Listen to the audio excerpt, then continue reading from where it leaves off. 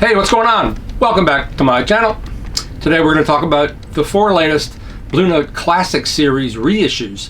And 2 are old war horses, Art Blakey and the Jazz Messengers, The Big Beat, and 6 pieces of silver, the Horace Silver Quintet. And then I'm not sure, those are both in the early 60s. The silver might even be late 50s, I'm not sure. But both of these other records are from 1975. Fancy Dancer, Bobby Humphrey, and Donald Byrd, Places and Spaces. Or maybe it's Spaces and Places. And to me, the real winner of all 4 of these is the Bobby Humphrey record from 1975. A, because it's very hard to find Bobby Humphrey records. In fact, I've never even seen this record in the store at Jazz Record Center here in New York City, where I've worked on and off for 30 years. We have seen her other record, I think it's called Ballads and Blues, a little more frequently, but I have never seen this record. And this is 1975, so you have the heavy influence of LA, the heavy influence of disco music, but this album rises above that. Both of these records are Mizell Brothers productions.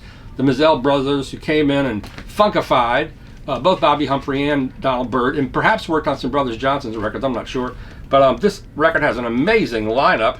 It's probably cut in LA. I'll just including Chuck Rainey, Harvey Mason. They're also the rhythm section on this record. Dorothy Ashby on harp. Larry Mizell and Fonz Mizell on quite a few instruments. Bobby Humphrey flute and vocals. And you have a full horn section with Julian Priester, which is pretty amazing. Tyree Glenn, Oscar Bashir, Fonz Mizell. And where was this recorded? I assume this was recorded in LA, because back then everything was happening in LA. Yes, sir. Recorded at the Sound Factory, Hollywood, California during August and September 1975. I'm old enough to remember what that scene was like. You know, when Saturday Night Fever hit, it changed the entire record industry. That was a huge record, and those are great songs, I believe, that the soundtrack to Saturday Night Fever. And everything became disco after that. It was like everywhere. You couldn't escape it. And as a young drummer, it was like absolute frickin' torture. Doom, doom, endless 4/4 beat, which both of these records have variations on that. I'll talk more about this one in a second. But this one is so subtle and so sly, great arrangements, really interesting tunes. I mean, it is 4 on the floor. It's not house music. There is a little disco influence. To me, if there's 4 on the floor, you know, it's danceable. Big band music was 4 on the floor. And in jazz, even when a guy is really burning on the drum set, he's feathering the bass drum. You can barely hear it. You can feel it more than you can hear it. But that pulse is always happening. That makes music dance. But this album really succeeds on all those fronts of being commercial and being funky and being fun and also being interesting. So this is really cool. Bobby Humphrey, Fancy Dancer. And if you want any proof that Reed Miles was no longer doing Blue Note covers, this is the one.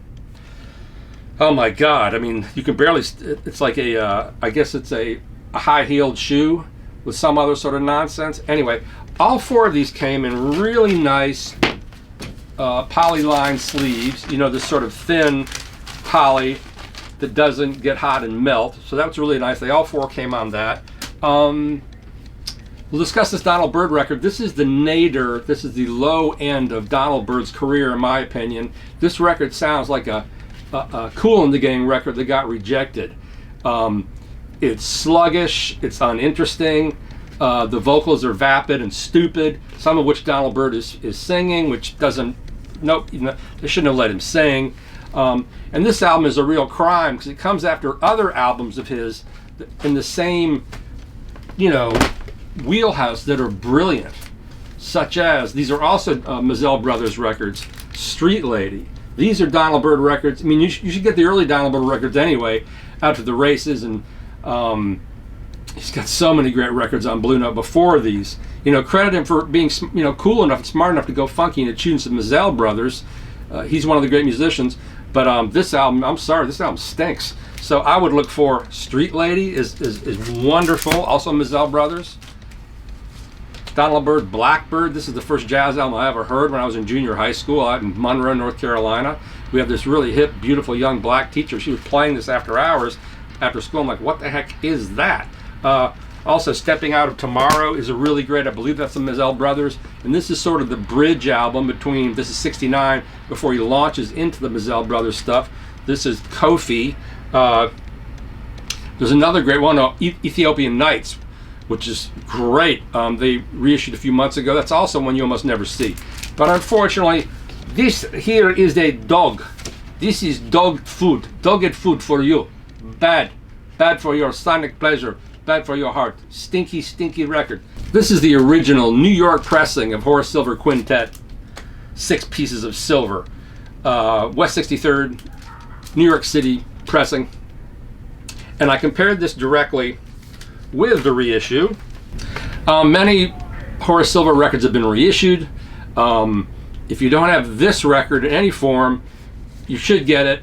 You know, it's funny, at the store and even in my group, people kind of sleep on Horace Silver. Horace Silver records don't go for a lot because he was extremely popular. He was extremely popular because he was a great musician. He also had hits, Songs for My Father. He wrote really catchy tunes, smart arrangements, great musicians in his group, you know, as great as any of the other Messengers groups or any of that. I have kind of a thing where I believe Horace Silver, Art Blakey, Hank Mobley, and Lee Morgan, those are the 4 cornerstones of Blue Note hard bop. And you can pretty much buy anything by those 4 guys and be, you know, fully satisfied. And you know those are going to be great records. So a couple of the other Horace Silvers that I would recommend you look out for, there are the 2 records that are compilations of 10-inch records with Art Blakey. They're the 1500 series.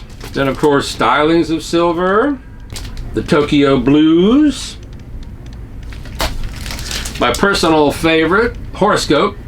So funky, such great rhythms, such popping bands, great solos, Blowing the Blues Away, Horace Silver Trio.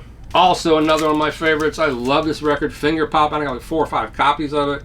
These are all essential jazz recordings. Never mind that they're Blue Notes. They're really essential recordings. Then a little bit later,